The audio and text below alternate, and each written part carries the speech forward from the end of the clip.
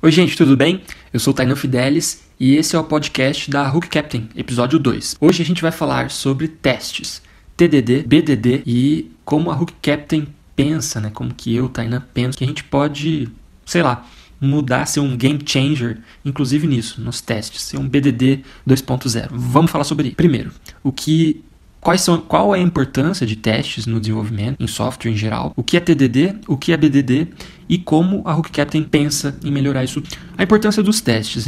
Eu fiz ciência da computação e a gente aprende, desde a faculdade, a super importância dos testes. Por quê? Pensa que software é como se você estivesse criando um encanamento, certo? Quando você termina ele, você vai entregar esse encanamento para um cliente, dono da casa, e esse dono da casa vai abrir a torneira e você espera que o encanamento funcione, certo? Então, para isso, você tem que adaptar ele às condições que o cliente, né, que esse dono da casa, vai usar aquele encanamento. Então, quanto de torneira ele vai abrir, se a água que está chegando da distribuidora tá corretamente, tá chegando de forma correta, né? Enfim, você como o encanador ali, né, o engenheiro dessa parte hidráulica da casa, você tem que pensar nos cenários futuros desde o momento da construção, da engenharia, né, do design desse encanamento e da construção dele mesmo, né, de quando você vai montar, fazer a coisa funcionar. Para isso, você tem que testar esse encanamento. Então, será que ele está aguentando a pressão? Será que ele não está vazando? E isso no momento da construção,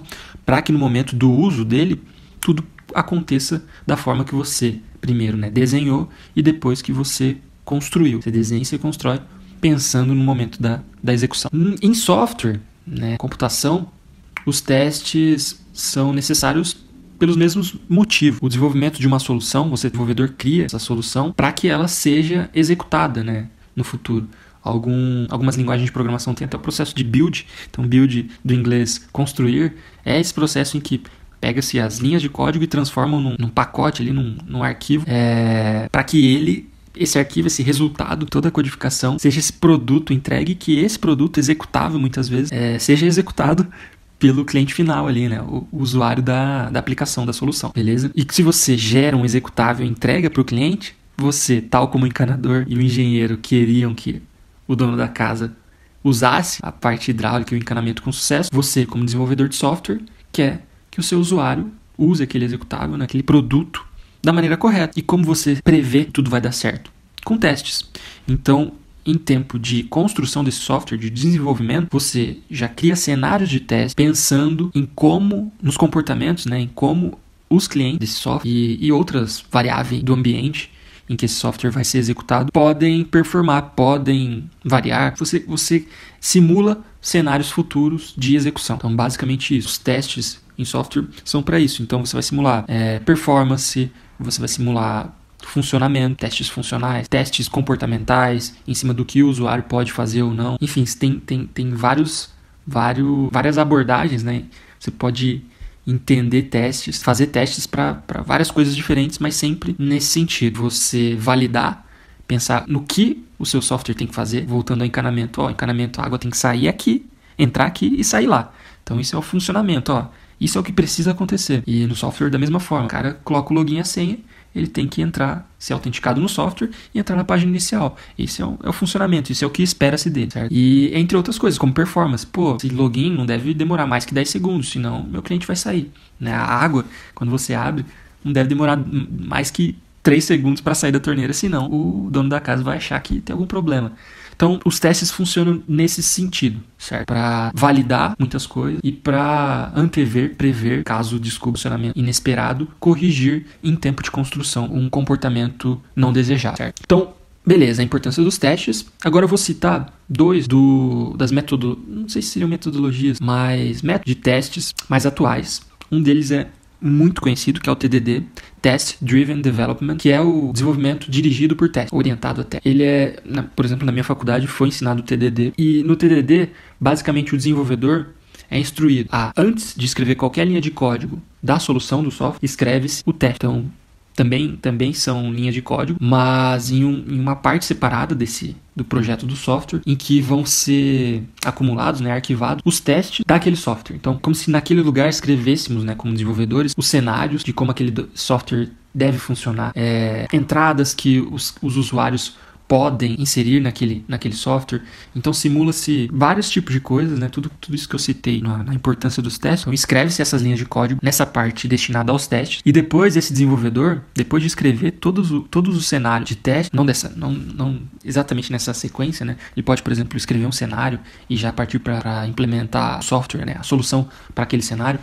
Mas enfim, a ideia é que primeiro ele escreve os testes e depois ele vai implementar a solução. Primeiro ele cria o cenário de teste, cria o código para ele. Depois ele vai dar um play nesse cenário de teste. É um play mesmo, né? A gente tem as IDEs, né? Os ambientes de desenvolvimento de software, como se fosse o Microsoft Word para escrever código, certo? É uma IDE. E nela tem um playzinho lá, um botãozinho que você dá um play no teste e ele tenta executar aquele teste. No primeiro momento, você ainda não escreveu o software que soluciona, né, entre aspas, que resolve aquele teste. Então, esse teste vai falhar. E você vai começar a escrever o código. Você cria lá, por exemplo, o teste aqui, 1 mais 1, somar 1 mais 1, tem aqui resultar 2. Minha função é somar. Minhas entradas são 1 e 1. E o resultado que eu espero disso é 2. Se eu der play e a função somar, que eu ainda não escrevi, não retorne nada, esse teste vai falhar.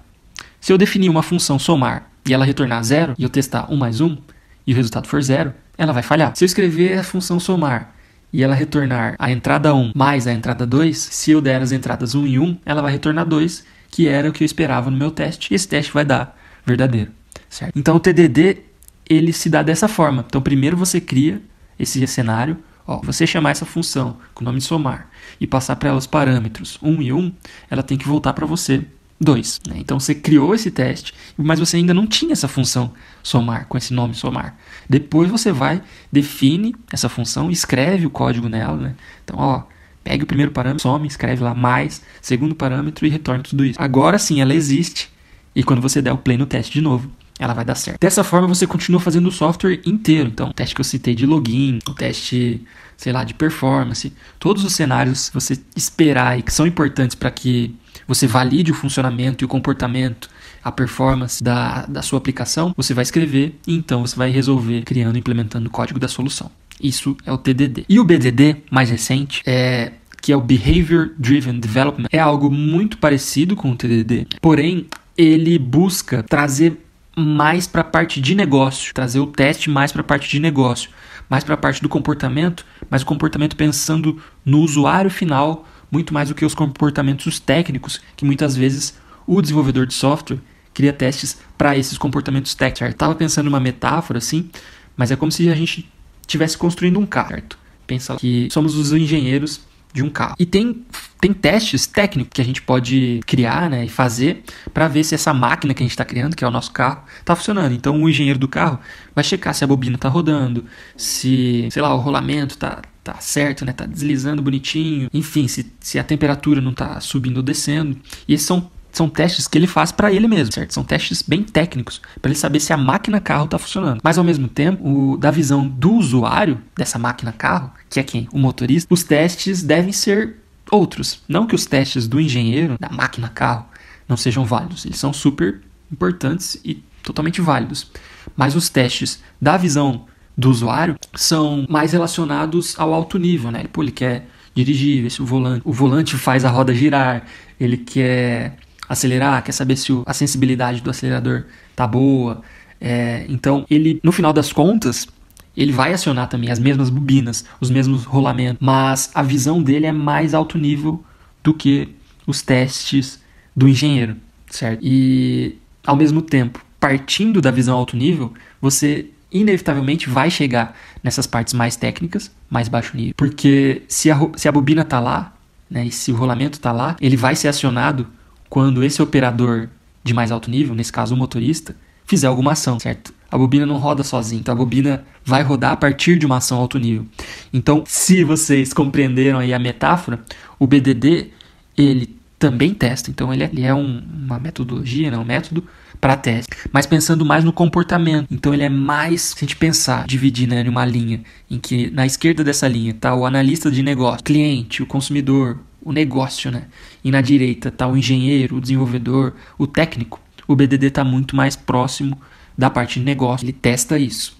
E ele testa numa linguagem muito mais natural. E isso que é o legal. Enquanto no TDD, lembra que eu falei para vocês que o próprio desenvolvedor criava o teste em código. Inclusive o teste é um módulo lá do projeto que o desenvolvedor cria código para testar código, né? Então, o teste é um pedacinho de código mesmo. No BDD, o pessoal que desenvolveu a ideia e as primeiras ferramentas para testes em BDD permitiu que esses testes fossem escritos em linguagem natural. Então, em português e em inglês. Como se você escrevesse lá, insira nome no login, insira senha no login. Ao clicar no botão, você deve ir para a página inicial. Então, escrever essas palavras mesmo, e a partir dessas palavras, o teste já fosse gerado, né, e pudesse ser executado. E daí sim, testando uma solução, né, em código, que daí deveria ser implementado pelo desenvolvedor. Mas o teste não precisa no BDD ser em código. Algumas ferramentas que fazem essa mágica acontecer, mas aí o conceito, né, permite que os testes sejam lidos e escritos por pessoas que são não técnicas. E esse é o grande avanço do BDD, na minha visão, na visão de muita gente aí, que tem a ver com a linguagem ubíqua, enfim, de trazer, né, uma linguagem que todos os atores, né, os stakeholders do negócio, então, analista, o gestor, o cara técnico, o cara do suporte que fala com o cliente, o vendedor, todo mundo, o desenvolvedor, o arquiteto, todo mundo possa falar a mesma língua, inclusive criar testes. Isso que o BDD se propõe a fazer, que já é um avanço muito interessante. Então esse é o BDD, se eu conseguir explicar bem aí pra você. E o que eu, Tainan, vejo que a Hook Captain pode agregar ao cenário de testes no desenvolvimento, no processo de desenvolvimento. Eu sempre cito que na minha infância, adolescência, eu joguei um jogo que chama Roller Coaster Tycoon, eu acho que é assim a pronúncia, em que você tinha que montar um parque de diversões. Semelhante ao The Sims, no The Sims você constrói casas e tal, uma família. No Roller Coaster você cria um parque de diversões. Você escolhe o cenário lá, clica no cenário e bum, começou a rodar. Certo? Você está ali num parque de diversões ainda inexistente. Por que inexistente? Porque você já tem o terreno verdinho lá, tal.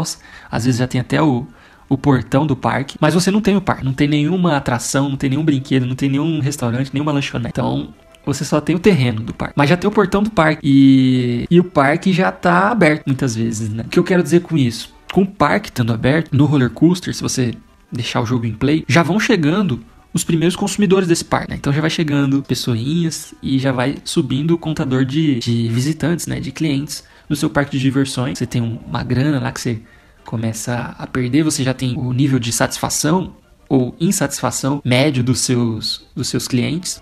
E se você deixa o tempo rolando ali e você não constrói nada no seu parque, as pessoas vão entrando e vão vendo que não tem nada, e elas esperavam um parque de diversões fenomenal, e elas andam ali por dentro e saem insatisfeitas, né? Então sai com aquele emoji de raiva vermelho, assim. E bom, e você vai perdendo grana e reputação, e o seu parque vai pro buraco muito rápido, certo? Então se você começar a jogar roller coaster e não implementar, né? E não criar o seu parque, começar a criar o seu parque, ele vai pro buraco, ele vai falhar. E o que eu conecto isso com o cenário de teste? No roller coaster é como se os testes já tivessem sido criados. O comportamento dos meus clientes já foi criado. O que não foi criado é a solução para esses testes, entendem? É como se o que o meu cliente quer, o que ele espera, como ele vai consumir o meu produto, como ele vai se comportar dentro do meu produto, pensando que o meu produto é todo o parque de diversões, né? Toda essa experiência que os bonequinhos lá, né? Os sims ali do jogo, do Roller Coaster Tycoon, todo esse comportamento que eles já têm dentro deles já está definido. Então, na minha visão de Tainan, é como se todos os testes de um parque de diversões já tivessem criado, certo? Então, esses vamos chamar de sims aí, né? Esses bonequinhos, vamos chamar de bonequinhos. Esses bonequinhos já têm programado neles o que eles querem do meu parque. Mas o parque ainda não existe. Mas isso... Se todo o comportamento dele e tudo o que eles querem, né? Com o que eles vão se satisfazer, que vai dar aquela reputação verdinha, positiva pro parque, já está definido, o que torna eles felizes, o que torna eles tristes, como eles interagem com o parque, como eles entram no parque, como eles interagem com o brinquedo do parque, como eles pagam por um lanche na lanchonete do parque, quanto eles esperam pagar por esse lanche, quanto eles não esperam pagar, quando eles querem ir no banheiro nesse parque. Isso tudo já está definido no jogo. O jogo só dá para você como jogador, tô dizendo que só é pouco, mas tô dizendo que ele abstrai essa parte do o que os clientes esperam e como os clientes se comportam, e deixa para você como jogador resolver os problemas. E resolver os problemas é muito legal quando você já tem todas essas métricas, todos esses parâmetros. Porque daí é um jogo.